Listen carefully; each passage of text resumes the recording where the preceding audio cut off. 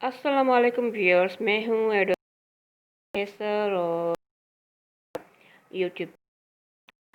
तो हमने law of towers के जो थे टॉपिक्स वीडियोस बना रहे हैं आजकल।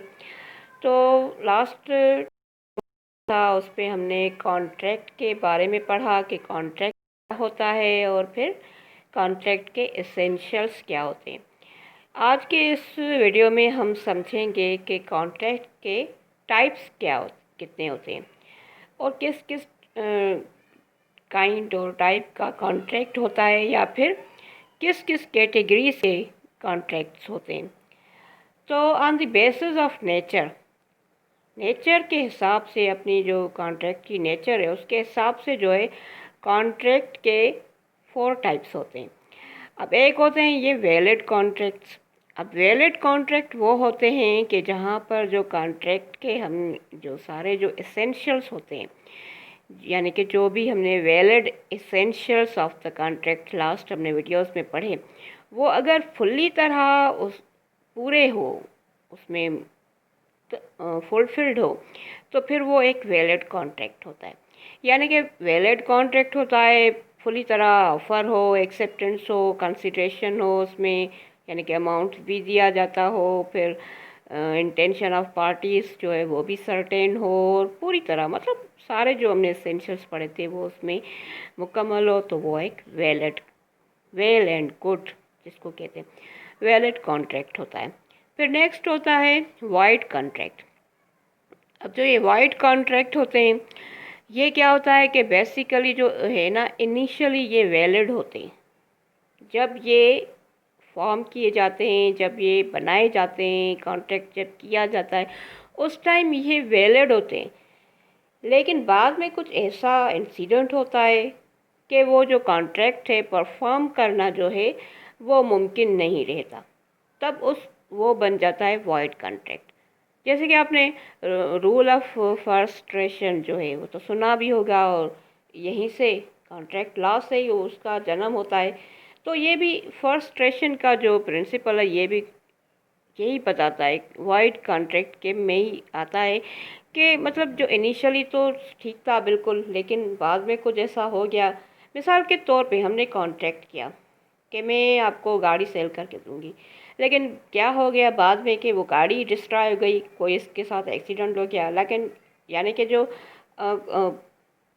सब्जेक्ट मैटर था हमारे कॉन्ट्रैक्ट का वो ही डिस्ट्रॉय हो गया। तो फिर क्या हो गया, फ्रस्ट्रेशन हो गई ना एक, यानी कि हम कॉन्ट्रैक्ट परफॉर्म ही नहीं कर सकते। तो फिर वो होता है वाइड कॉन्ट्रैक्ट, यानी कि जो पहले initially at formation time valid हो लेकिन बाद में वाइड हो बन जाए। फिर नेक्स्ट है वाइड एबल कॉन्ट्रैक्ट्स। अब वाइड एबल कॉन्ट्रैक्ट्स क्या होते हैं कि ये जो है at the option of either party होते हैं। अब इसका मतलब क्या है at the option of either party, मतलब इसकी जो परफॉर्मेंस है इधर मतलब दोनों पार्टीज में से किसी एक पार्टी पे है कि वो इसको इन फ्यूचर परफॉर्म करेगी, तब जाकर ये वैलिड होगा। और अगर परफॉर्म नहीं करेगी फिर ये भी वाइड हो जाएगा। इसको कहते हैं वाइडेबल कॉन्ट्रैक्ट। अब ये जो परफॉर्मेंस है ये रीज़नेबल टाइम में होनी चाहिए। अगर ये रीज़नेबल टाइम में नहीं होगी तो फिर ये भी जो है ना वाइड हो जाएगा। यानी कि परफॉर्मेंस का आपको ऑप्शन तो है, लेकिन उसके लिए एक रीज़नेबल टाइम होना चाहिए। अब ये रीज़नेबल टाइम भी खुद एक जो है क्वेश्चन ऑफ फैक्ट होता है। यानी कि ये क्वेश्चन ऑफ फैक्ट का मतलब क्या है, क्वेश्चन ऑफ फैक्ट का मतलब ये है कि जो भी उस मामला है वो जो उस ट्रांसैक्शन है उसके हिसाब से उसको छानबीन करके फिक्स करना। यानी कि उसका कोई पहले से तयशुदा रूल नहीं है कि ये अप्रोप्रिएट इसका टाइम है, क्योंकि हर ट्रांसैक्शन का आपको पता है कि अपनी अलग ही नेचर होती है, सर्कमस्टेंसेस होते हैं। तो ये भी एक क्वेश्चन ऑफ फैक्ट है कि उसकी रीज़नेबिलिटी को ऑब्ज़र्व किया जाए। तो मैंने मेरे कहने का मतलब ये कि ये जो है एप्रोप्रिएट टाइम में परफॉर्म होना चाहिए। मिसाल के तौर पे फ्रॉड से हम डिक्री लेते हैं कोर्ट से, कोई ले जाता है फिर आप अगर उसके अगेंस्ट जाते हो तो फिर रीजनेबल टाइम में जाएं, नहीं जाएंगे तो फिर क्या है, आपकी जो प्ली है वो ख़त्म। और वैसे भी आपको पता है कि हम एग्जीक्यूशन जो है हमारा उसका 6 इयर्स जो है एक टाइम पीरियड होता है। लेकिन फ्रॉड के केस में हम, फ्रॉड क्या होता है, वाइडेबल होता है। फ्रॉड अगर किया जाए तो वो ट्रांजैक्शन वाइडेबल होती है, वाइड नहीं होती। अगर फ्रॉड किया जाए तो आपके पास 6 इयर्स से ज़्यादा एक टाइम है कि आप जाकर फिर भी कोर्ट में वो सफिशिएंट काज देंगे कि फ्रॉड के साथ हुआ है ये सब कुछ, तो अब आप उसको जाके अपना प्ली लेकर वो काम करवा सकते हैं। लेकिन अगर आप इतना ही देर जाएंगे कि वो बिल्कुल वो सरकमस्टेंसेस वो केस ही ख़त्म हो गया, तो फिर क्या होगा कि फिर वो वाइड आखिर में हो ही जाएगा। फिर आते हैं नेक्स्ट, वाइड एब इनिशियो। वाइड एब इनिशियो का मतलब है कि वाइड सिंस बिगनिंग, यानी कि कॉन्ट्रैक्ट बनने से वक्त ही वाइड हो। अब मिसाल के तौर पे जो कॉन्ट्रैक्ट के एसेंशियल्स थे, अब एसेंशियल्स थे उसके हिसाब से कॉन्ट्रैक्ट बना ही नहीं, यानी कि माइनर से कॉन्ट्रैक्ट नहीं करना। मिसाल के तौर पे एक बच्चे के साथ कॉन्ट्रैक्ट नहीं हो सकता, आपने बच्चे के साथ कॉन्ट्रैक्ट कर लिया, तो दिस इज़ कॉल्ड वाइड एब इनिशियो। फिर नेक्स्ट है, अब आते हैं कि जो टाइप्स है कॉन्ट्रैक्ट्स के, on the basis of formation, उसकी क्या क्या जो टाइप्स है या कैटेगरीज है। अब इसमें फर्स्ट कैटेगरी है एक्सप्रेस कॉन्ट्रैक्ट्स। अब एक्सप्रेस कॉन्ट्रैक्ट्स क्या है, when terms and conditions of the contracts are fully expressed. Fully तौर से सब कुछ सीधा सीधा हो, मैंने हाँ कर दी कॉन्ट्रैक्ट में, आपने कॉन्ट्रैक्ट वो है एक्सेप्ट कर लिया, ऑफ़र हो गई, कंसिडरेशन दी गई, सब कुछ जो है नुमाया नज़र आ रहा है हर किसी को, there is no need of evidence, इसको कहते हैं एक्सप्रेस कॉन्ट्रैक्ट। फिर नेक्स्ट है इम्प्लाइड कॉन्ट्रैक्ट। अब इम्प्लाइड कॉन्ट्रैक्ट जो होते हैं, अब इसमें कुछ भी जो है एक्सप्रेस नहीं होता, ज़ाहिर नहीं लग रहा, लेकिन कोर्ट को थोड़ा से जो उस कॉन्ट्रैक्ट के जो सरकमस्टेंसेस है या उस ट्रांसैक्शन के, वो थोड़ी सी छानबीन करके कोर्ट ने उसको ड्राइव करना होता है उसका नतीजा, तो उसको कहते हैं इम्प्लाइड कॉन्ट्रैक्ट। मिसाल के तौर पे एक बंदे के पास थी, एक बंदे ने दूसरे बंदे को कहा कि ये जो मेरी ये प्रॉपर्टी है XYZ, ये मैंने तुमको दी, ठीक है। तो फिर जब वो बंदा था उसने ये एग्ज्यूम कर लिया कि XYZ उसने मुझे दी, तो इसकी जो एक और उससे रिलेटेड एक जो उसमें बागात थे या कुछ थे वो भी उसमें थे, तो वो भी यही समझेगा कि ये भी उसने मुझे ही दे दिए। तो मतलब इम्प्लाइड कॉन्ट्रैक्ट का होता है कि आप कंडक्ट से उसको गेन करें। हज़ारों तरह के इसके एग्जांपल्स हैं। फिर नेक्स्ट है टेसिट कॉन्ट्रैक्ट्स। अब टेसिट कॉन्ट्रैक्ट्स क्या होते हैं, the contracts in which terms and conditions are known to the parties, यानी कि पार्टीज जो है वो उनके जो है टर्म्स और कंडीशंस जानती हो, जस्ट लाइक एक्सप्रेस कॉन्ट्रैक्ट, या वो अपनी कंडक्ट से अपने दोनों एक दूसरे को बावर कराती हो, भले मिसाल के तौर पे एक्सप्रेसली नहीं करती हो, लेकिन कंडक्ट के तौर पर एक दूसरे को बावर कराती हो। ये होते हैं टेसिट कॉन्ट्रैक्ट्स। फिर नेक्स्ट है क्वासी कॉन्ट्रैक्ट्स। अब क्वासी कॉन्ट्रैक्ट्स वो होते हैं which are created by the operation of the law. अब ये ऑपरेशन ऑफ द लॉ क्या होता है, ऑपरेशन ऑफ द लॉ ये होता है कि कोई भी चीज़ भले लीगली लॉ में डिस्क्राइब फुल्ली ना हो, लेकिन उसको लॉ की तरह ट्रीट करना, उसको कहते हैं ऑपरेशन ऑफ द लॉ।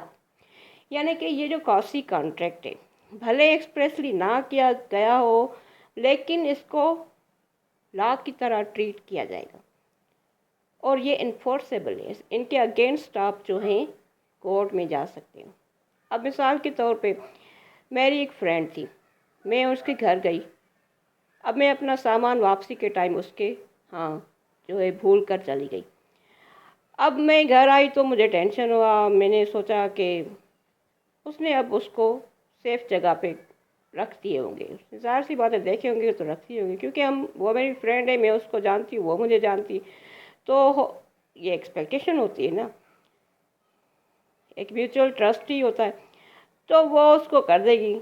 लेकिन अगर वो कर देती है बददियानती और वो कहती है कि नहीं मुझे तो पता ही नहीं, भाई घर भी तुम हो और तुम्हें कुछ पता भी नहीं, तो यहाँ यही समझा जाएगा कि उसने बददियानती की, यानी कि उसके अगेंस्ट जो है वो फ्रेंड जो है उसको क्लेम कर सकती है। ये क्वासी कॉन्ट्रैक्ट्स जो है ये इन्फोर्सेबल है। तो ये भी जो है एक इम्प्लाइड कॉन्ट्रैक्ट की तरह ही होते हैं, यानी कि कंडक्ट से, नेचर से ड्राइव्ड किए जाते हैं। फिर नेक्स्ट है इलेक्ट्रॉनिक कॉन्ट्रैक्ट्स। अब ये जो इलेक्ट्रॉनिक कॉन्ट्रैक्ट्स होते हैं ये बनते हैं through any of electronic mood नहीं मोड, इलेक्ट्रॉनिक मोड से। तो अब ये जो इलेक्ट्रॉनिक कॉन्ट्रैक्ट इनको कहा जाता है ई कॉन्ट्रैक्ट्स भी इनको कहा जाता है। अगर किसी को कन्फ्यूजन हो और ई कॉन्ट्रैक्ट लिखा हो तो मतलब आप समझ जाइएगा कि इलेक्ट्रॉनिक कॉन्ट्रैक्ट। अब ये इलेक्ट्रॉनिक मोड से होते हैं, फ़ोन से हुए, कंप्यूटर से हुए। बहुत सारे लोग रोज़ क्वेश्चनिंग करते हैं कि ये जो डिवोर्स हुई फ़ोन पे ये हुई कि नहीं हुई, मैसेज पे ये हुई कि नहीं, ये जो शादी हुई फ़ोन पे ये हुई कि नहीं हुई। तो ये सब हो जाती है, लेकिन शर्त यह है कि वो रिसीव्ड हो, कम्युनिकेशन जो है वो हो चुकी हो, कम्युनिकेशन रिसीव्ड हो। ये कम्युनिकेशन में भी हम पढ़ेंगे उसके जो रूल क्या है, उसका तरीक़ाकार क्या है। फिर नेक्स्ट है इलीगल कॉन्ट्रैक्ट्स। अब इलीगल कॉन्ट्रैक्ट्स कौन से होते हैं? व्हेन द ऑब्जेक्ट और consideration of the contract is unlawful, these are called the illegal contracts. यानी कि जो ऑब्जेक्ट यानी कि मकसद हो आपके कॉन्ट्रैक्ट का वो, या फिर जो उसमें आप इन्वेस्टमेंट कर रहे हो वो, दोनों ही अगर इलीगल हैं तो फिर अनलॉफुल है सॉरी, तो फिर वो कॉन्ट्रैक्ट इलीगल होते हैं। मिसाल के तौर पे किसी माफिया ने आपको पैसे दिए कि आप एक जुआ का अड्डा खोलें, तो अब ये जो जुआ का अड्डा, आप जुआ का आपको पता है कि वो एक अनलॉफुल है और पनिशेबल है, ये तो आप नहीं खोल सकते। जो चीज़ पनिशेबल हो तो वो अनलॉफुल ही होती है। तो फिर उसके लिए अगर जो आपने पैसे वसूल किए उस पर, या फिर या खुद इन्वेस्ट कर रहे हो, तो वो दोनों ही जो है इलीगल हो जाएंगे और ये कॉन्ट्रैक्ट दोनों ही अनलॉफुल हो जाएंगे और कॉन्ट्रैक्ट इलीगल हो जाएगा। फिर नेक्स्ट है अनइन्फोर्सेबल कॉन्ट्रैक्ट। अब ये जो अनइन्फोर्सेबल कॉन्ट्रैक्ट है ये कौन से होते हैं कि when there is any technical defect in the contract, these are these are called unenforceable. But when you remove the defect, it again becomes the valid and enforceable. यानी कि कोई भी आपके कॉन्ट्रैक्ट में डिफेक्ट हो, मिसाल के तौर पे हमने पढ़ा था कि हम सूट फाइल करते हैं। अब सूट फाइल करते हैं, अब उसमें उसको प्रॉपर ड्राफ्ट ही नहीं करते सूट को और फाइल करते। अब कोर्ट क्या करती है, ऑर्डर 7 रूल 11 में क्या करती है, उसको डिसमिस कर देती है, क्योंकि आपके सूट में टेक्निकल डिफेक्ट है, आपने प्रॉपर उसको ड्राफ्ट ही नहीं किया। लेकिन बाद में हम क्या करते हैं, बाद में हम क्या करते हैं कि उसको डिफेक्ट्स को रिमूव करके फिर दोबारा उसको हम रिफ्रेशली फाइल कर सकते हैं। तो इसको कहते हैं अनइन्फोर्सेबल कॉन्ट्रैक्ट, जिसमें टेक्निकल डिफेक्ट हो लेकिन डिफेक्ट रिमूव करने के बाद वो वैलिड हो जाते हैं। या फिर मिसाल के तौर पे अनडेटेड चेक। अब एक चेक था, चेक खुद तो वैलिड था, लेकिन आपने चेक इशू किया और उसमें कोई डेट पुट अप ही नहीं की, तो फिर वो उसकी नेगोशिएशन कैसे होगी, उसके प्रोसेस में कैसे आएगी। तो फिर वो इन्फोर्स यानी कि किसी भी अगर लीगल इन्फोर्स का मतलब है किसी भी लीगल प्रोसेस में कोई चीज़ ना आ सकती हो, उसको कहते हैं अनइन्फोर्स। और इन्फोर्स जब आ जाए तो अब नेक्स्ट है कोलेट्रल कॉन्ट्रैक्ट्स।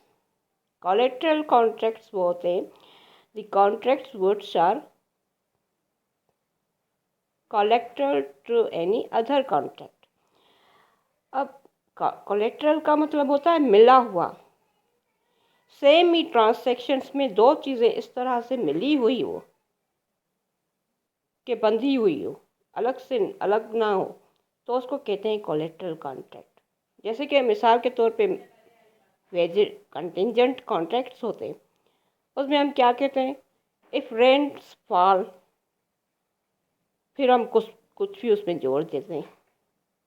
मिसाल के तौर पे मैंने कहा कि अगर बरसात होती है तो फिर मैं खाना पका लूँगी, वरना वैसे बड़ी गर्मी है। तो इस तरह यानी कि इस तरह के 100 तरह के मिसाल हो सकते हैं। तो फिर जो है उनको कहा जाता है कोलेट्रल कॉन्ट्रैक्ट्स, जो एक ही ट्रांजैक्शन में दो चीज़ें मिली हुई हो। फिर नेक्स्ट होता है बायलैटरल कॉन्ट्रैक्ट्स। बायलैटरल कॉन्ट्रैक्ट्स होते हैं जो फुली तरह से परफॉर्म्ड हो। ठीक है, सॉरी, एग्जीक्यूटेड कॉन्ट्रैक्ट, बायलैटरल बाद में पढ़ते हैं।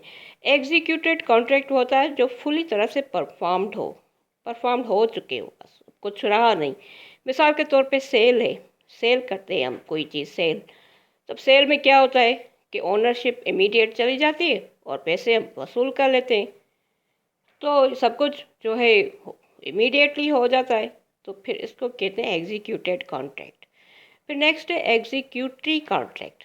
अब ये इसमें फ़र्क हो गया कि ये हो गया कि एग्जीक्यूटरी जो है वो फ्यूचर कॉन्ट्रैक्ट होता है, यानी कि अभी जो है परफॉर्मेंस जो है फ्यूचर में होनी है। मिसाल के तौर पे एग्रीमेंट टू सेल है। सेल में क्या हो गया, उधर ही उधर सब कुछ हो गया। एग्रीमेंट टू सेल में क्या होता है कि हमने एग्रीमेंट टू सेल में किया, उसमें बयाना एक लिए लेते हैं हम, एक कुछ एडवांस मनी देते हैं, और फिर ये फिक्स होता है कि जब पूरी जो पैसे आप देंगे फिर हम आपको टाइटल उस प्रॉपर्टी के जो मालकाना हकूक़ है वो आपको देंगे, उसको कहते हैं एग्रीमेंट टू सेल। तो वो भी एक एग्जीक्यूटिव कॉन्ट्रैक्ट होता है। फिर नेक्स्ट कैटेगरी है इनकी unilateral contracts and bilateral. Unilateral वो होते हैं कि जहाँ सिर्फ एक ही पार्टी ने एक्ट किया हो, एक ही पार्टी ने परफॉर्म अभी किया हो, दूसरी पार्टी का अभी बाकी हो। अब मिसाल के तौर पे किसी की शादी हो रही, लड़का कहता है मैंने करनी, लड़की अभी कहती है मैंने नहीं करनी, वो नहीं हाँ करती। अब शादी में तो नहीं हो सकता ना, जब दोनों हाँ करेंगे तभी होगी। मतलब एक पार्टी ने किया हो, दूसरी पार्टी ने अभी नहीं किया हो, उसको कहते हैं यूनिलेटरल। फिर होता है बायलैटरल। बायलैटरल कॉन्ट्रैक्ट्स होते हैं जो दोनों ही पार्टी ने अभी परफॉर्म नहीं किए हो, या फिर कुछ हो गई हो लेकिन अभी कुछ रही हुई हो।